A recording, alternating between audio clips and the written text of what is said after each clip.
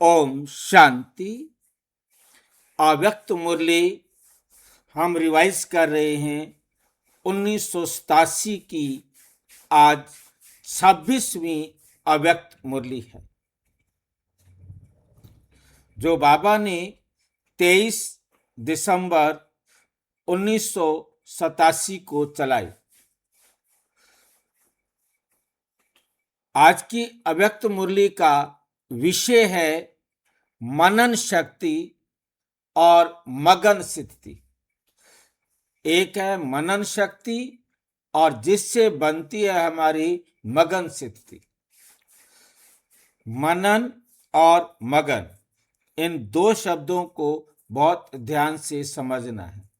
मनन अर्थात मन के अंदर ज्ञान का मंथन कर रहे हैं।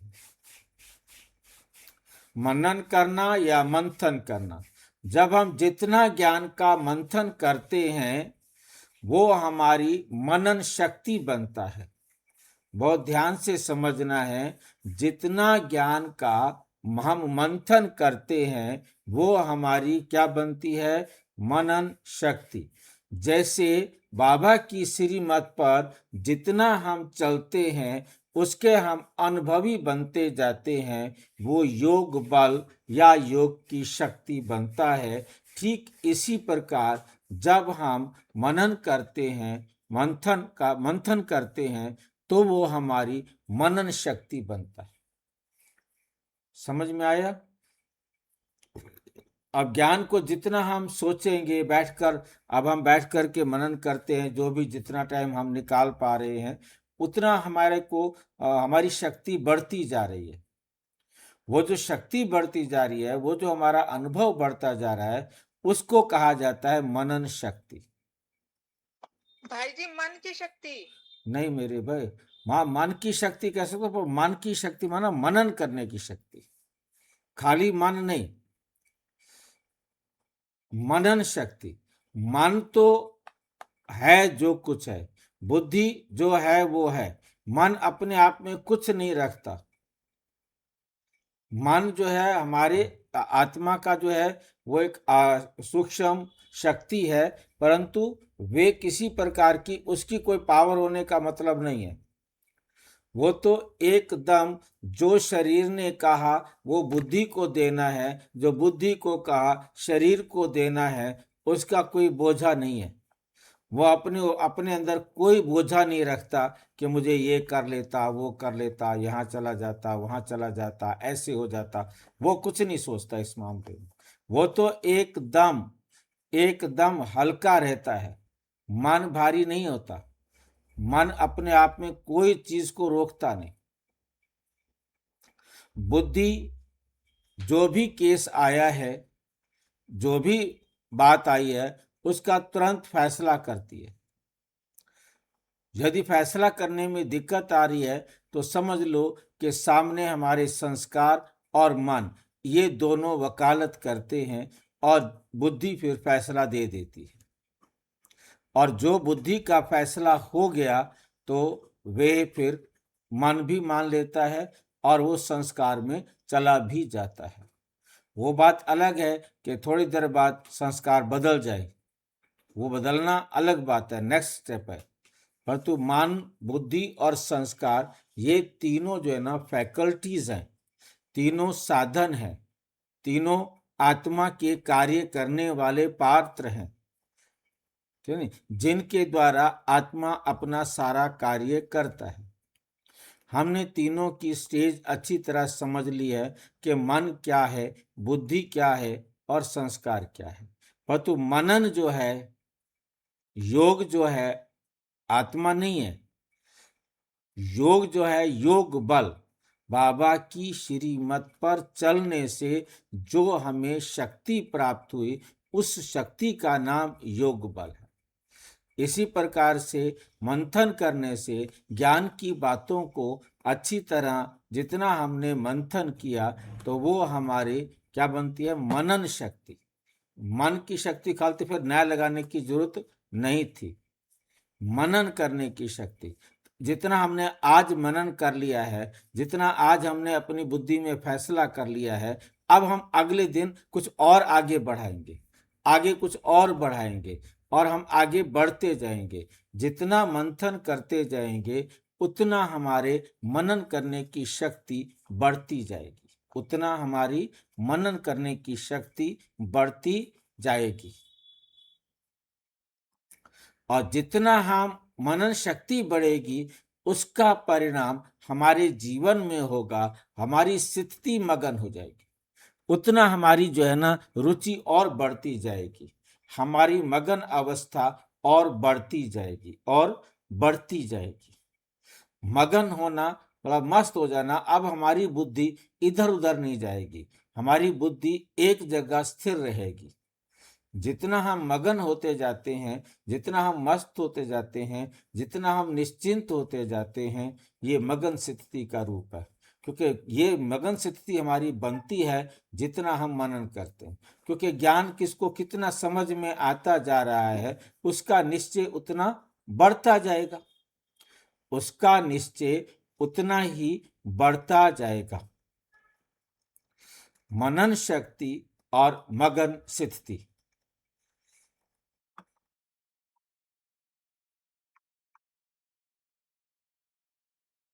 अव्यक्त मुरली में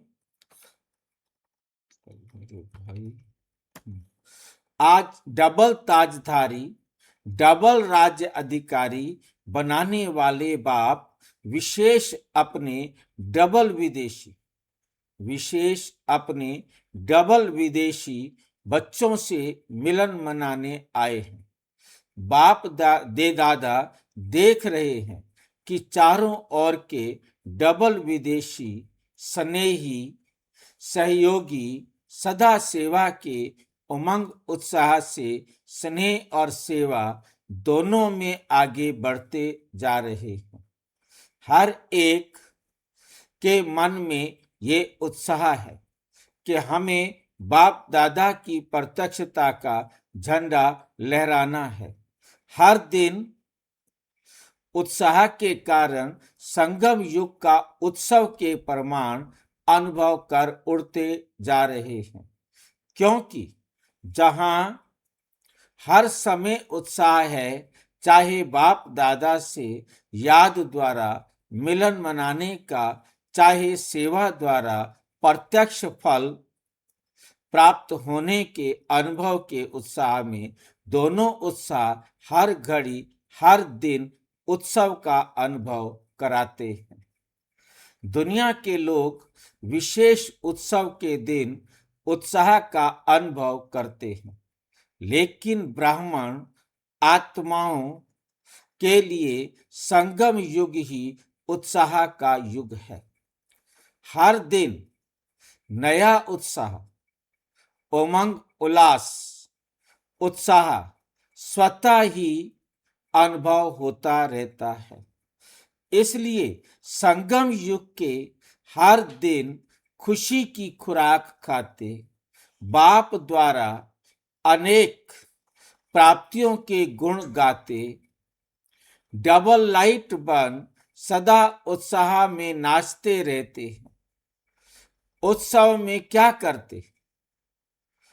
उत्सव में क्या करते हैं? खाते हैं, गाते हैं और नाचते हैं। अभी विदेश में विशेष क्रिसमस मनाने की तैयारियां कर रहे हैं। खाना, गाना, बजाना और नाचना यही करेंगे ना, और मिलन मनाएंगे। आप हर दिन क्या करते हो? अमृत वेले से रात तक यही काम करते हो ना? सेवा भी करते हो। सेवा अर्थात ज्ञान डांस करते हो। बाप दादा के गुणों के गीत आत्माओं को सुनाते हो। तो रोज उत्सव मनाते हो ना,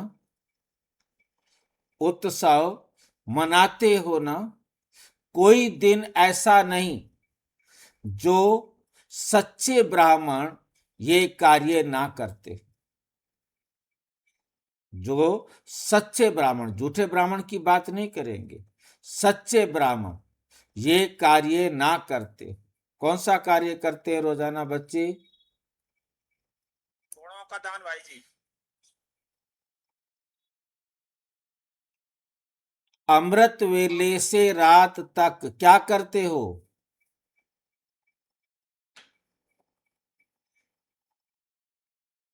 सेवा करते हैं भाई जी। सेवा भी करते हो। सेवा अर्थात, सेवा को क्या कहा जाता है? उत्सव मनाना।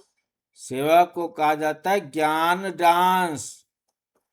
ज्ञान की बातें सुनाते हो। कितना नशा आ रहा होता है आपको सुनाते वक्त, कैसे झूम रहे होते हो ज्ञान सुनाते वक्त। कभी सुनाया है किसी को ज्ञान? कभी किसी को ज्ञान सुनाया है? कैसा लगता है ज्ञान सुनाते वक्त? अनुभव किया किसी ने कि नहीं किया? कभी किसी को कोर्स कराया, 7 डेज कोर्स कराया? कभी किसी को आत्मा का परिचय दिया, परमात्मा का परिचय दिया कि नहीं दिया? अरे भाई बोलते ही नहीं है। नहीं दिया इसका मतलब? देती है भाई जी। तो बताओ ना, देते हो तो क्या होता है आपको? भाई जी, देते हो तो क्या होता है आपको? खुशी रहती है आत्मा। डांस कर रहे होते हैं, मजा आ रहा होता है उस दिन काम करने। जिस दिन किसी को समझाया, 1 घंटा 2 घंटा सेवा की, कैसा लगता है? आह, जैसे सारे हल्का हल्का सारे काम दौड़ दौड़ करके कर रहे होते हैं। मजा आ रहा होता है काम करने में, शक्ति मिल जाती है, ऊर्जा मिल जाती है। जैसे कोई खुशी होती है तो डांस करते हैं ना, ये डांस होता है, ज्ञान डांस। ज्ञान की बातें सुनाना, जैसे अभी मुरली सुन रहे हो, हम सुना रहे हैं, हम गान अपने आप में खुशी मिल रही है ना कि ज्ञान की पॉइंट्स हमारे सामने हैं। हमारा ज्ञान अपने अंदर अर्जित करना, ज्ञान का मनन करना, ये हमारे अपने, ये भी सेवा है। हम अपनी सेवा कर रहे हैं, ये सेवा भी हम अपनी कर रहे हैं। जब हमें ज्ञान की बातें समझ में आ रही होती हैं तो हमारा कैसे शरीर के अंदर मजा आ रहा होता है, नशा हो रहा होता है, खुशी हो रही होती है, झूमने को दिल कर रहा होता है। सिर आगे आगे, मुरली की बात समझ में आती है, सिर आगे नीचे वो हिला करके एक्सेप्ट कर रहे होते हैं। बाप दादा के गुणों के गीत आत्माओं को सुनाते हैं। ज्ञान डांस करते हैं और बाबा के गुणों के गीत सुनाते हैं आत्माओं को, कि बाबा में कौन कौन से गुण हैं। वो गुण हमारे हैं, वो हमारा बाप है और वो सारे गुण हमारे हैं। हम उन गुणों को जितना यूज करना चाहें उतना यूज कर सकते हैं। रोज तो रोज उत्सव मनाते हो ना, कोई दिन ऐसा नहीं जो सच्चे ब्राह्मण ये कार्य ना करते। कोई दिन ऐसा नहीं जो सारे बच्चे ये कार्य ना करते हों। संगम युग का हर दिन उत्सव, संगम युग का हर दिन क्या है? उत्साह भरे उत्सव का दिन है। वे तो 1-2 दिन मनाते हैं, लेकिन बाप दादा सभी ब्राह्मण बच्चों को ऐसे श्रेष्ठ बनाते हैं, ऐसी गोल्डन गिफ्ट देते हैं जो सदा के लिए संपन्न, जो सदा के लिए संपन्न, सदा भरपूर बन जाते हो। वो लोग क्रिसमस के दिन का इंतजार करते हैं कि क्रिसमस फादर आकर आज गिफ्ट देंगे। वे क्रिसमस फादर को याद करते हैं और आप क्रिसमस जैसा मीठा बनाने वाले बाप को याद करते हो। इतनी गिफ्ट मिलती है जो 21 जन्म ये गिफ्ट चलती रहती है, जो 21 जन्म ये गिफ्ट चलती रहती है। वे विनाशी गिफ्ट थोड़ा समय चल समाप्त हो जाएगी और यह अविनाशी गिफ्ट अनेक जन्म, यह अविनाशी गिफ्ट अनेक जन्म आपके साथ रहेगी। जैसे वो लोग क्रिसमस ट्री को सजाते हैं, बाप दादा इस बेहद के वर्ल्ड ट्री में आप चमकते हुए सितारों को, संगम युगी श्रेष्ठ धरती के सितारों को अविनाशी लाइट माइट स्वरूप में स्थित होने का अनुभव कराते हैं। वो लोग भी स्टार को मानते हैं, स्टार सजाते हैं। आप स्टार्स का यादगार स्थूल चमकती हुई लाइट्स के रूप में दिखाते हैं या लाइट से सजाते, या लाइट से सजाते। क्या करते हो आप?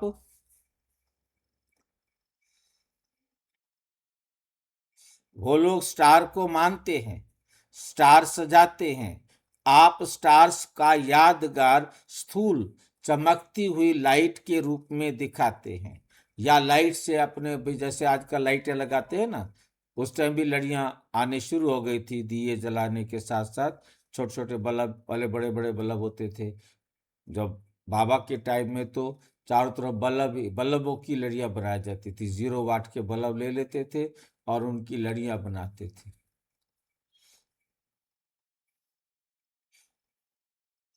लाइट्स के रूप में दिखाते हैं या लाइट से सजाते या फूलों से सजाते हैं। ये किसका यादगार है? रूहानी खुशबूदार फूलों, ब्राह्मण आत्माओं का। ये सब उत्सव आप संगम युगी ब्राह्मणों के उत्साह भरे उत्सवों के यादगार हैं। संगम युग पर कल्प वृक्ष के चमकते हुए सितारे, रूहानी गुलाब, आप ब्राह्मण आत्माएं हो। आप कौन हो? ब्राह्मण आत्माएं हो। अपना ही यादगार स्वयं देख रहे हो। अविनाशी बाप द्वारा अविनाशी रत्न बनते बनते हो। इसलिए आप क्या बनते हो? अविनाशी बाप द्वारा अविनाशी रत्न बनते हो, कौड़ी से हीरा बनते हो। इसलिए अंतिम जन्म तक अपना यादगार देख रहे हो, डबल रूप का यादगार देख रहे हो, डबल रूप का यादगार देख रहे हो। संगम युग के रूप का यादगार भिन्न भिन्न रूप से, रीति से दिखाते हैं। और दूसरा, भविष्य पदेव पद का यादगार देख रहे हैं ना सिर्फ अपने रूप का यादगार देखते हो, लेकिन आप श्रेष्ठ आत्माओं के श्रेष्ठ कर्मों का भी यादगार है। बाप और बच्चों के चरित्र का भी यादगार है। तो अपना यादगार देख सहज याद आ जाता है ना कि हर कल्प हम ऐसी विशेष आत्माएं, हम ऐसी विशेष आत्माएं बनते हैं। बाप थे बने, बने थे, बने हैं, बनते हैं, बने थे, बने हैं और आगे भी बनते रहेंगे। और तीनों समय के लिए हो गया। बने थे, बने हैं और आगे भी बनते रहेंगे। हर कल्प इसी समय यही मुरली ऐसे ही हम पढ़ते रहे हैं, पढ़ रहे हैं और पढ़ते रहेंगे। बाप दादा ऐसे सदा याद में रहने वाले, जिन्हों का यादगार अभी है, ऐसे बच्चों को देख हर्षित हो रहे हैं। याद में रहने वालों का ये यादगार है। याद का महत्व यादगार देख रहे हो। तो डबल विदेशी बच्चों को अपना यादगार देख खुशी होती है ना। बाप दादा को डबल विदेशी बच्चों को देख डबल खुशी होती है। क्यों? एक तो कोने कोने में कल्प पहले वाले बिछड़े हुए खोए हुए बच्चे फिर से मिल गए। खोई हुई चीज अगर मिल जाती है तो खुशी होती है ना। बाप तो सभी बच्चों को देख खुश होते, चाहे भारतवासी हो चाहे विदेशी। दूसरी बात डबल विदेशी बच्चों की है, जो भिन्न धर्म भिन्न रीति रस्म के पर्दे के अंदर छिपे हुए होते हैं। छिपे हुए होते हैं, भिन्न रीति रस्म के पर्दे के अंदर छिपे हुए होते हैं। इस पर्दे को सहज समाप्त कर बाप के बन गए। ये पर्दा हटाने की विशेषता है। पर्दे के अंदर से भी बाप को जानने की विशेषता डबल विदेशियों की है।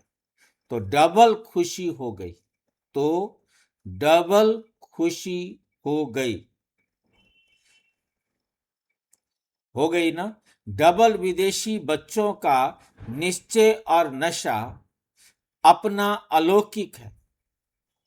बाप दादा आज चारों ओर के डबल विदेशी बच्चों को डबल को विशेष सदा उत्साह में रहने वाले, हर दिन उत्सव मनाने वाले, हर दिन वरदाता बाप द्वारा विशेष वरदान या विशेष आशीर्वाद लेने की डायमंड गिफ्ट बड़े दिल से बड़े दिन के लिए दे रहे हैं।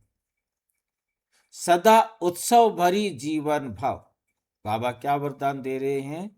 सदा उत्सव भरी जीवन भाव, सदा सहज योगी, सदा सहज उड़ती कला के अनुभवी, सदा सहज उड़ती कला के अनुभवी, श्रेष्ठ जीवन भाव। अनुभवी और तुम्हारा कैसा जीवन हो? श्रेष्ठ जीवन भाव। अच्छा, आज बाप दादा वतन में 3 प्रकार के बच्चे देख रहे थे। 3 प्रकार कौन से देखे? नंबर 1, वर्णन करने वाले, जो सिर्फ क्या करते हैं? ज्ञान सुनाते रहते हैं, वर्णन करते रहते हैं। जैसे बच्चा किताब उठाई, मुरली उठाई और पढ़कर सुना दी, ठीक है जी, आपको मुरली सुना दी। दूसरे हैं मनन करने वाले, जो बैठकर मुरली को मनन करते हैं, मंथन करते हैं, अपने आप को समझाने का प्रयास करते हैं। और तीसरे कैसे होते हैं? अनुभव में मगन रहने वाले। एक ने मुरली पढ़ के सुना दी, दूसरे के साथ हमारा क्या हुआ? बैठ कर के हमने मुरली का मनन चिंतन किया, अपने आप को समझाया कि हमें क्या करना है क्या नहीं करना है। तीसरी फिर अवस्था है अनुभव में मगन, जो हमने अपने आप को समझाया था उसको जीवन में धारण करके अब उसका अनुभव किया, वाक्य में मजा आया, तो अनुभव में क्या हो जाते हैं? मगन रहने वाले। तीनों में कोई अंतर समझ में आया सबको? कोई बात ऐसी हो जो तीनों में ना समझ में आई हो, देखो। पहली बात है बस मुरली उठाई, पढ़ के सुना दी, सुन ली भाई, मैंने मुरली पढ़ दिया 20 मिनट के अंदर फटाफट। अच्छा, दूसरा है वो एक एक बात को अच्छी तरह अपनी बुद्धि को समझाना, मंथन करना कि क्या कहा जा रहा है, क्या मतलब है, क्या समझना है।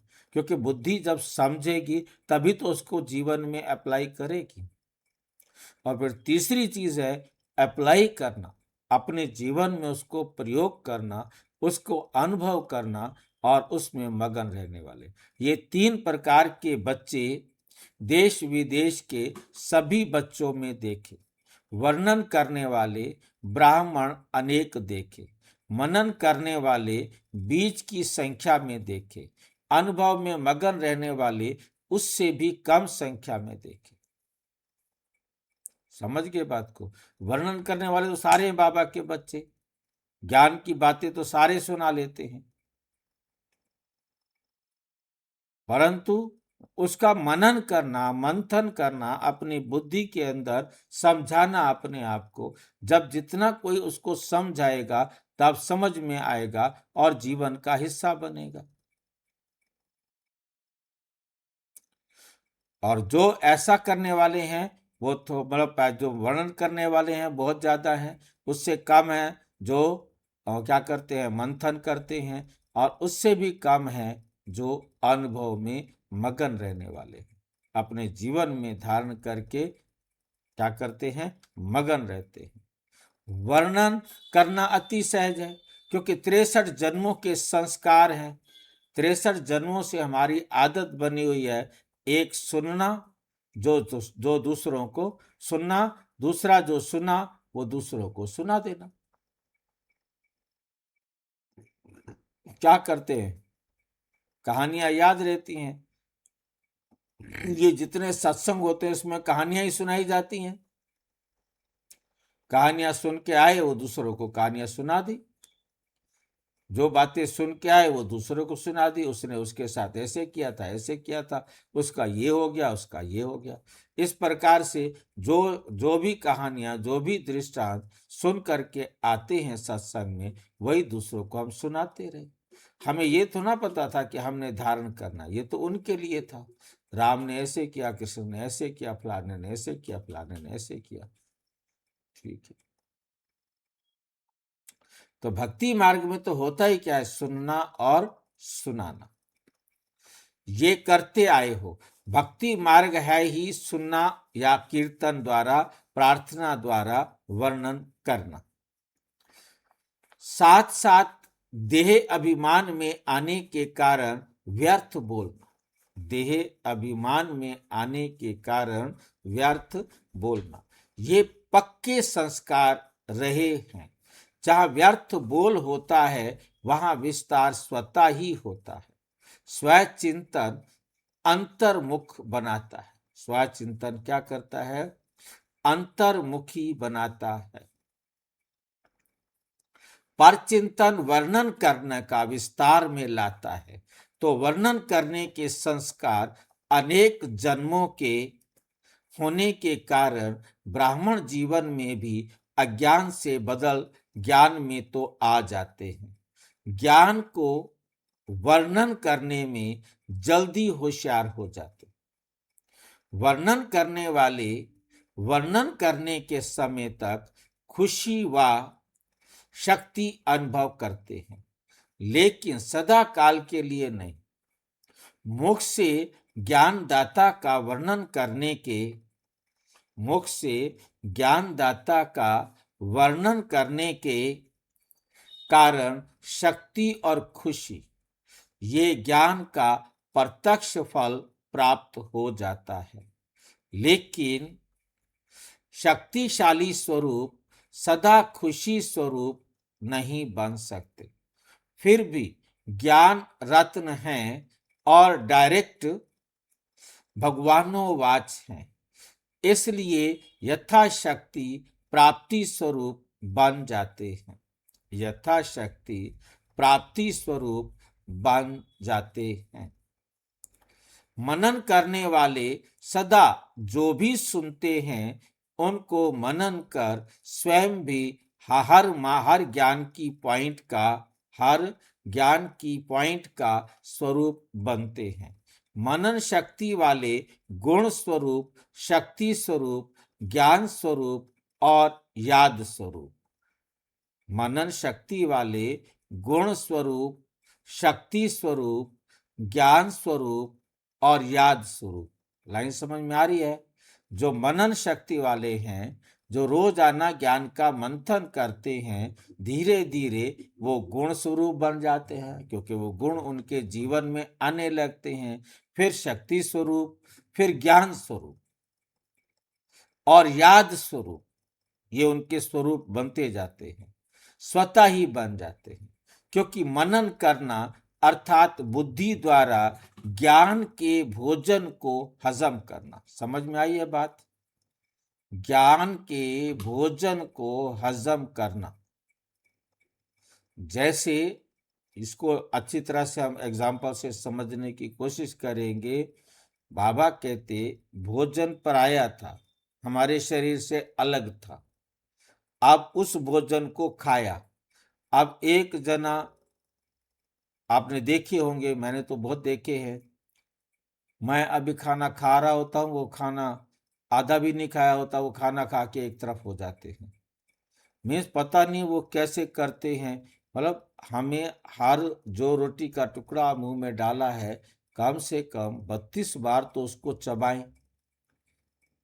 जितनी अच्छी तरह हम उस भोजन को चबाएंगे, उतना हमारा सलाइवा उसमें मिक्स होगा और वो हमारे शरीर के अंदर आसानी से हजम हो जाएगा।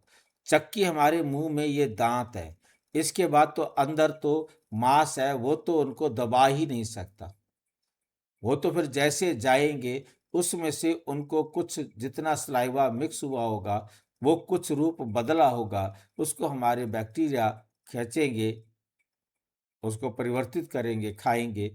जितना उनके अंदर मिला हुआ होगा, जो नहीं खा सकेंगे वो आगे चला जाएगा और निकल जाएगा।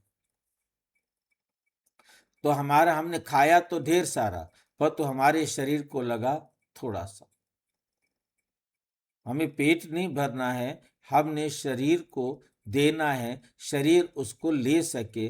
और जितना हमने अच्छी तरह चबाया होता है, तो शरीर उसको अच्छी तरह उसमें से प्रोटीन्स, विटामिन्स, कार्बोहाइड्रेट्स, जो भी चीज़ जहाँ जहाँ चाहिए हमारे शरीर के अंदर। ये जो लंबी आंत है, हमारे कद से 10 गुना लंबी आंत है। और जिसका कद यदि 6 फुट है, तो उसकी 60 फुट के अंदर ये लंबी आंत है, जिसके अंदर ये खाना घूमता घूमता घूमता बाहर जाता है। तो ये अंदर 60 फीट लंबी आंत में जगह जगह बने हुए हैं। जैसे ही वहाँ जाते हैं, वहाँ का जो पार्ट है उसमें से अपनी चीज़ निकाल लेता है, फिर आगे चला जाता है, आगे अपनी चीज़ निकाल लेता है। मतलब जो आगे आगे जाता जाता है, वो उसमें से निकालता जाता है। और ये जो सब कुछ निकल करके फिर हमारे लीवर में आता है, जो लिक्विड फॉर्म में होता है, जो ब्लड के अंदर मिक्स हो सकता है। तो वो हमारा लिक्विड फॉर्म में हमारे लीवर में आता है, लीवर से हमारे फेफड़े में जाता है, फेफड़े से ब्लड के साथ पूरी बॉडी के अंदर चला जाता है। और जो सॉलिड है वो सारा का सारा वेस्ट चला जाता है। तो इस प्रकार से जो भोजन हमने जितना अच्छी तरह मनन किया ज्ञान का, वो हमारे अंदर क्या हो गया? हजम हो गया। हजम हो गया मतलब हमारे शरीर में रम गया, और जो हजम नहीं हुआ वो बाहर चला गया। ये बात समझ में आई है? जी भाई जी। ये जो हमारी 60 फुट की लंबी आंत है, वो क्या करती है? उसमें से निचोड़ती जाती है, जगह जगह पर कुछ कुछ निचुड़ता जाता है पेट के अंदर। इस नस से निचुड़ करके वो सारा का सारा जो कुछ भी निचुड़ता है, वो सारा का सारा लीवर में आता है लिक्विड फॉर्म में। सॉलिड फॉर्म में कुछ नहीं होता। सॉलिड फॉर्म हमारे शरीर के लिए कुछ नहीं चाहिए। हर जगह से जो जो चीज़ उसके अंदर मिलती जाती है आगे आगे, वो उसमें से निचोड़ करके लीवर में भेजता है, और लीवर फिर ब्लड में भेजता है। ब्लड से होता हुआ वो वापस किडनी में आता है, ब्लड से पूरी बॉडी में घूमता हुआ किडनी में आता है। वहाँ उससे छान दिया जाता है। जो हमारे शरीर का जो वेस्ट पूरी शरीर से आया, वो किडनी छान करके वापस लीवर में भेजती है, और लीवर फिर भेजता है ब्लड में, और फिर पूरी बॉडी में चलता रहता है।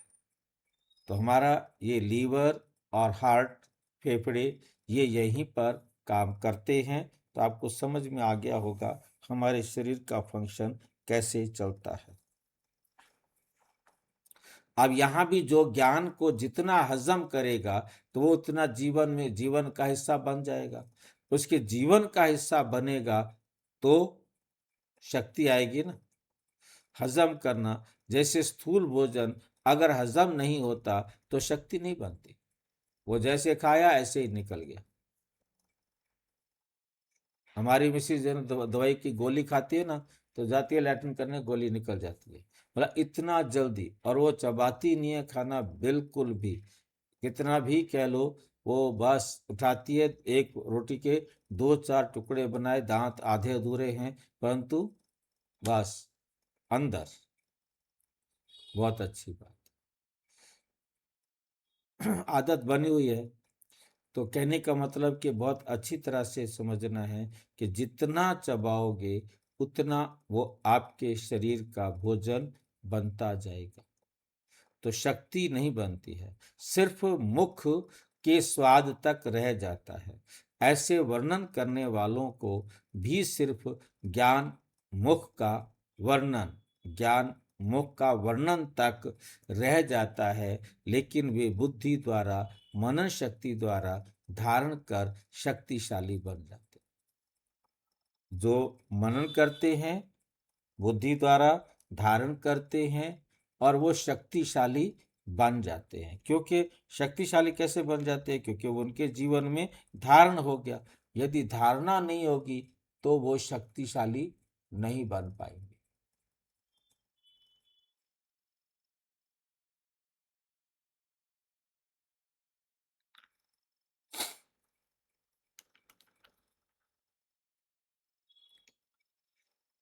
मनन शक्ति वाले सर्व बातों के शक्तिशाली, जो मनन शक्ति वाले होते हैं वो सर्व बातों के शक्तिशाली आत्माएं बनते हैं।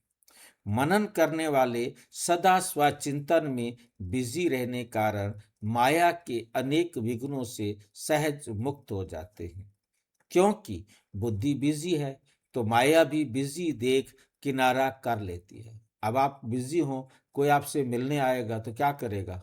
बैठेगा? मैं सारा दिन यहाँ बैठा रहता हूँ, नहीं बैठेंगे भाई जी। नहीं बैठेगा। वो कोई आ भी जाता है तो मैं अपने काम में मस्त रहता हूँ, बेचारा बोलता रहता है, मैं हाँ हूँ करता रहता हूँ। थोड़ी देर बाद वो उठ के चला जाता है। तो इसके बाद ये बिजी है, इसको काम करने दो। तो ऐसे माया भी, क्योंकि ऐसे ही मतलब माया भी हमारे पास कम आ पाती है, क्योंकि हम बिजी रहेंगे अपने काम में। हमने बाबा को पकड़ रखा है, बाबा में जितनी देर बिजी रहेंगे व्यर्थ विचार, गंदे विचार, इधर उधर के विचार नहीं आएंगे। और हम भी यदि इसको छोड़ दे, हम भी बैठ जाए तो कुछ ना कुछ तो आते ही रहेगा ना। तो माया भी बिजी देख किनारा कर लेती है। दूसरी बात, मनन करने से शक्तिशाली बनने के कारण स्वसिद्धि कोई भी परिस्थिति में हार नहीं खिला सकती, कोई भी परिस्थिति में हार नहीं खिला सकती। मतलब स्वसिद्धि इतनी अच्छी है, कोई भी परिस्थिति हमें हरा नहीं सकती। तो मनन शक्ति वाला अंतर्मुखी सदा सुखी रहता है। समय प्रमाण शक्तियों को कार्य में लगाने की शक्ति होने के कारण जहाँ शक्ति है वहाँ माया से मुक्ति है। तो ऐसे बच्चे विजयी आत्माओं की लिस्ट में आते हैं। ऐसे बच्चे विजयी आत्माओं की लिस्ट में आते हैं।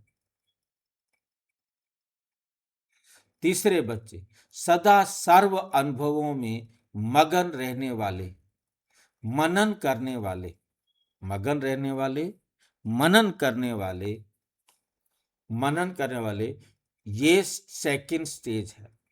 लेकिन मनन करते हुए मगन रहना ये फर्स्ट स्टेज है।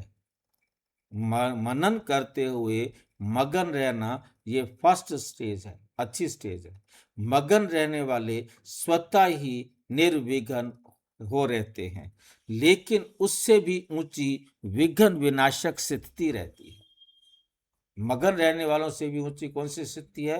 विघ्न विनाशक। मतलब उनके पास कोई भी विघ्न आ नहीं सकता, क्योंकि विघ्न आने से पहले उनके पास उनका समाधान है। विघ्न का विनाश करने की विधि, शक्ति उनके पास है।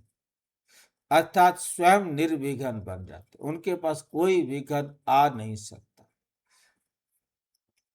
जो स्वयं निर्विघ्न बन फिर औरों को भी विघ्न विनाशक बन सहयोगी बनते। अपने अनुभव सुनाएंगे ना, अनुभव सबसे बड़े ते बड़ी अथॉरिटी है। अब वो अनुभव से जो जिससे वो खुद निर्विघ्न बने हैं, वही अनुभव फिर औरों को सुनाएंगे, वो भी क्या बन जाएंगे? निर्विघ्न। अनुभव की अथॉरिटी से बाप समान मास्टर ऑलमाइटी अथॉरिटी की स्थिति का अनुभव करते हैं। जब आप निर्विघ्न बन जाते हैं अनुभव सहित, फिर अपने अनुभव से सबको जो है ना क्या करते हैं? निर्विघ्न बनाने वाले बाप समान ऑलमाइटी अथॉरिटी या मास्टर ऑलमाइटी अथॉरिटी बन जाते हैं। शिव बाबा है ऑलमाइटी अथॉरिटी और हम बन जाते हैं मास्टर ऑलमाइटी अथॉरिटी। मगन अवस्था वाले अपने अनुभव के आधार से औरों को निर्विघ्न बनाने के एग्जाम्पल बनते हैं, क्योंकि कमजोर आत्माएं उन्हों के अनुभव को देख स्वयं भी हिम्मत रखती हैं, उत्साह में आती हैं, हम भी ऐसे बन सकते हैं। मगन रहने वाली आत्माएं बाप समान होने के कारण स्वतः ही बेहद के वैराग्य वृत्ति वाली, बेहद के सेवाधारी, बेहद के प्राप्ति के नशे में रहने वाले सहज बन जाते हैं। मगन रहने वाली आत्माएं सदा कर्मातीत अर्थात कर्म बंधन से न्यारी और सदा बाप की प्यारी है, सदा बाप की प्यारी है। मगन आत्मा सदा तृप्त आत्मा, संतुष्ट आत्मा, संपन्न आत्मा, संपूर्णता के अति समीप आत्मा है। सदा अनुभव की अथॉरिटी के कारण सहज योगी, स्वतः योगी, सहज योगी, स्वतः योगी ऐसी श्रेष्ठ जीवन न्यारी और प्यारी जीवन का अनुभव करते हैं। उनके मुख से अनुभवी बोल होने के कारण दिल में समा जाते हैं और वर्णन करने वाले के बोल दिमाग तक बैठते हैं। तो समझा फर्स्ट स्टेज क्या है? मनन करने वाले भी विजयी हैं, लेकिन सहज और सदा में अंतर है, सहज और सदा में अंतर है। मगन रहने वाले सदा बाप की याद में समाये हुए होते हैं। तो अनुभव को बढ़ाओ, लेकिन पहले वर्णन से मनन में आओ। मनन शक्ति मगन स्थिति को सहज प्राप्त करा लेती है। मनन करते करते अनुभव स्वतः ही बढ़ता है, बढ़ता जाएगा। मनन करने का अभ्यास अति आवश्यक है।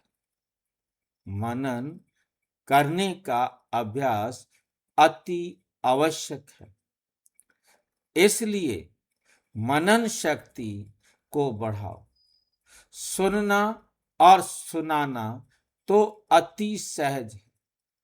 मनन शक्ति वाले, मगन रहने वाले सदा पूज्य, वर्णन करने वाले सिर्फ गायन योग्य होते हैं। तो सदा अपने को गायन पूजन योग्य बनाओ, गायन पूजन योग्य बनाओ। समझा? सेवाधारी तो 3 है। सेवाधारी कितने हैं? 3 है, लेकिन सेवा का प्रभाव नंबरवार है। नंबरवार में नहीं आना है, नंबर 1 बनना। अच्छा, सदा अपने को डबल राज्य अधिकारी, डबल ताजधारी, श्रेष्ठ आत्मा अनुभव करने वाले, सदा मनन शक्ति द्वारा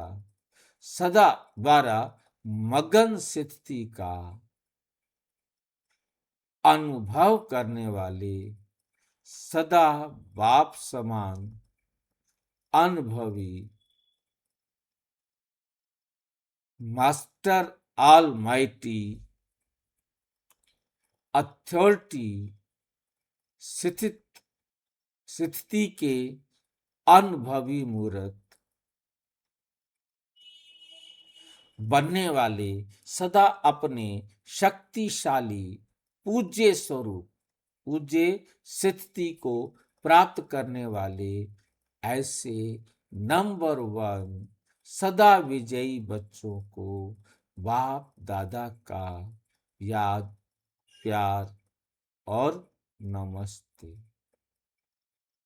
हम बच्चों की भी बाप दादा को नमस्ते, नमस्ते, नमस्ते। विदेशी भाई बहनों के ग्रुप से, विदेश में रहते स्वदेश व स्वरूप की सदा स्मृति में रहने वाले हो, जैसे बाप परम धाम से इस पराये देश में प्रवेश हो आते हैं, ऐसे आप सभी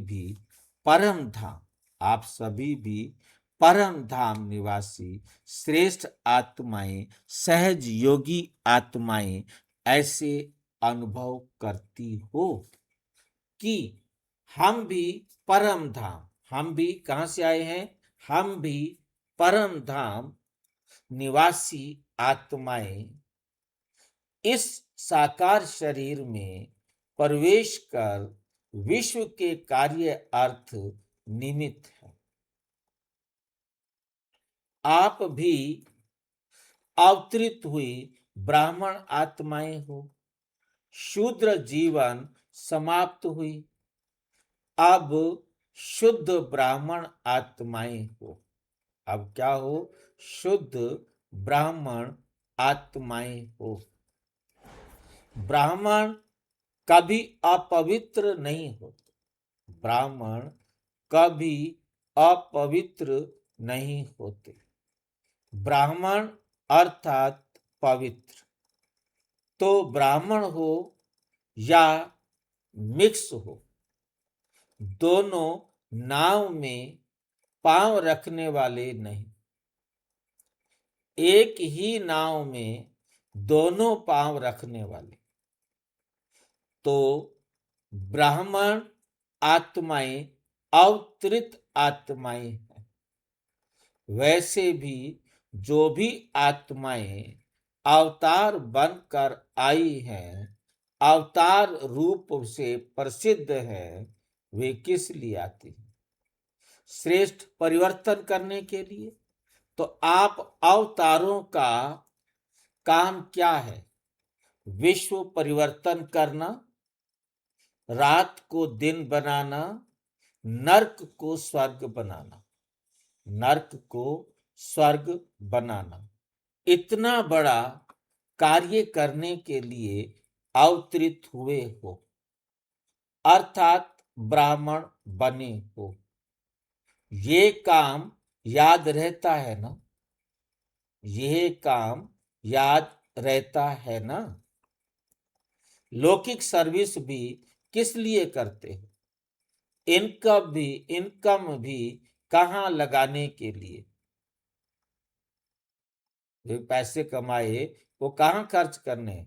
सेंटर खोलने के लिए करते हो व लौकिक परिवार के लिए करते हो। अब क्या करें? बाबा से प्यार है तो बाबा का सेंटर खोलो, नहीं तो अपने शरीर लौकिक परिवार को पालते रहो, देते रहो। दोनों में क्या अंतर होगा? आप लौकिक परिवार के 2-4 जनों को दोगे, 2-4 जने आपको देने वाले बनेंगे। और आप यदि बेहद के परिवार को दोगे तो क्या होगा? बेहद के परिवार को दोगे तो बेहद के परिवार वाले देने वाले होंगे ना। अगर ये लक्ष्य रहता है कि कमाई भी ईश्वरीय कार्य में लगाने के लिए करते हैं, लौकिक कार्य करते भी सेवा ही याद रहती है ना। और किसके डायरेक्शन से करते हो? जब बाप की श्रीमत प्रमाण करते हो तो जिसकी श्रीमत है वही याद आएगा ना। इसलिए बाप दादा कहते हैं लौकिक कार्य करते भी सदा अपने को ट्रस्टी समझो। ट्रस्टी भी हो और वारिस भी हो। ट्रस्टी भी हो, वारिस भी हो, चाहे कहाँ भी रहते हो, लेकिन मन से समर्पित हो तो वारिस हो।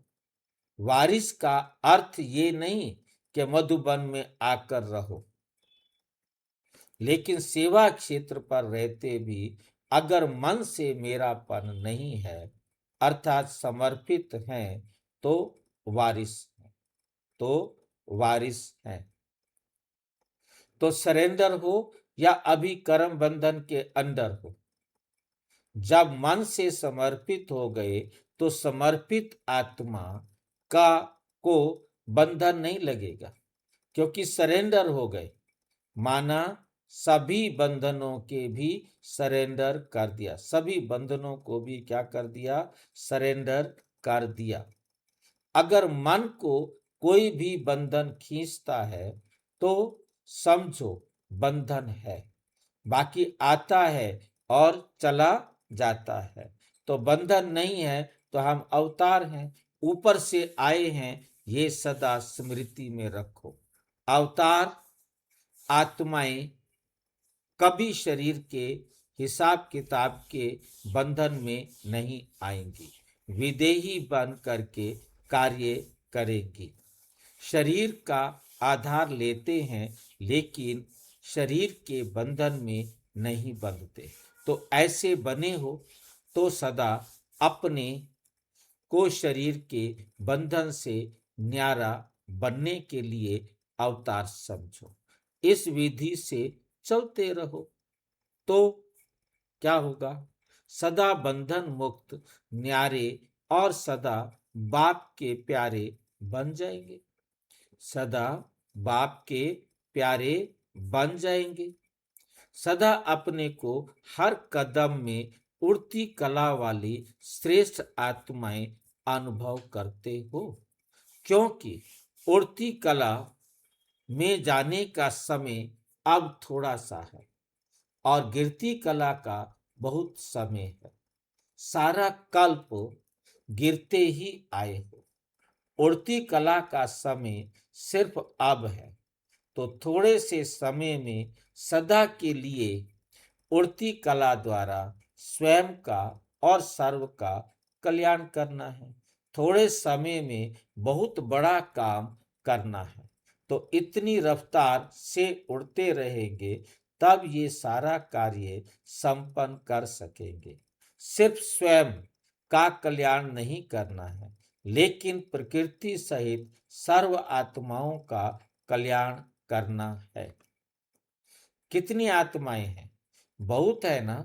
जब इतना स्वयं शक्तिशाली होंगे तब तो दूसरों को भी बना सकेंगे।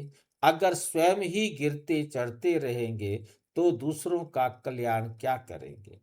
इसलिए हर कदम में उड़ती कला चल तो रहे हैं ना, कर तो रहे हैं।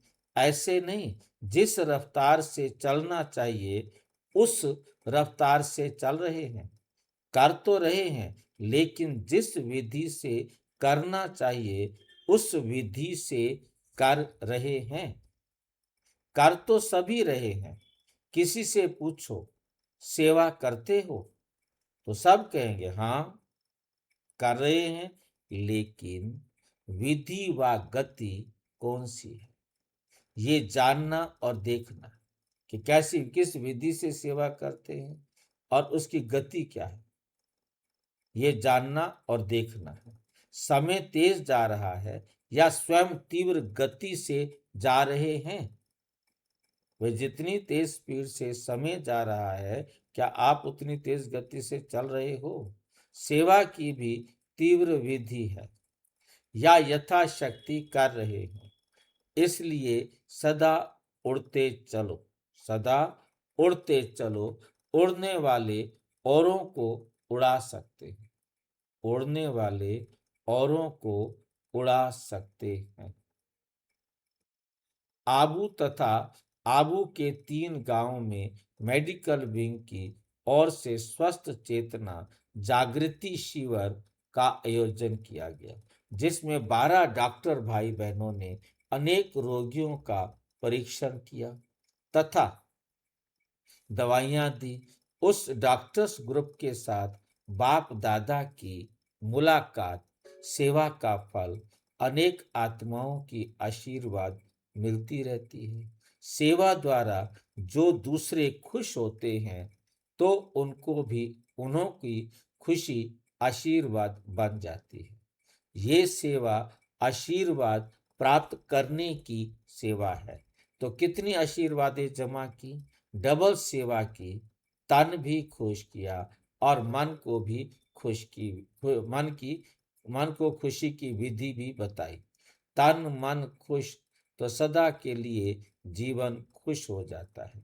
तो दोनों खुशी देने वाले आप डबल डॉक्टर हो। तो डबल डॉक्टरी की ना, क्योंकि चारों ओर सेवा करने से, चारों ओर सेवा करने से किसी का उल्हेना नहीं रह जाएगा कि हमें तो पता ही नहीं था। तो कोने में संदेश दिया।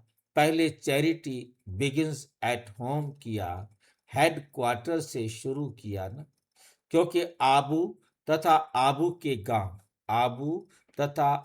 के गांव वाले उल्हेना नहीं दे सकेंगे। यहाँ का प्रभाव चारों ओर स्वतः जाता है। सेवाधारियों की सेवा देख बाप भी खुश होते हैं। बहुत अच्छा किया, जैसा सोचा था वैसा सफल हुआ, आगे भी सफलता मिलती रहेगी। यात्रा का प्रोग्राम भी अच्छा बनाया है, इसलिए सफलता तो है ही। हिम्मत वाले भी हो और साथ साथ उमंग उत्साह वाले भी। तो जहाँ हिम्मत उमंग उत्साह है वहाँ सफलता है ही। और संगठन भी अच्छा। अगर एक अकेला करे तो, अगर एक अकेला करे तो नहीं कर सकता, लेकिन संगठन की शक्ति से एक दो को सहयोग मिलता है, एक दो को सहयोग मिलता है। जहाँ सर्व का सहयोग है वहाँ कार्य सहज है, वहाँ कार्य सहज है ही। अच्छा, ओम शांति। और विस्तार से जानने के लिए प्रजापिता ब्रह्मा कुमारी ईश्वरीय विश्वविद्यालय के किसी भी सेवा केंद्र पर संपर्क करें। और यदि कोई प्रश्न है तो 9213106986 पर आरटीआई करें, टेलीग्राम करें, 9650692270 पर केवल व्हाट्सएप करें, फोन नहीं। ओम शांति।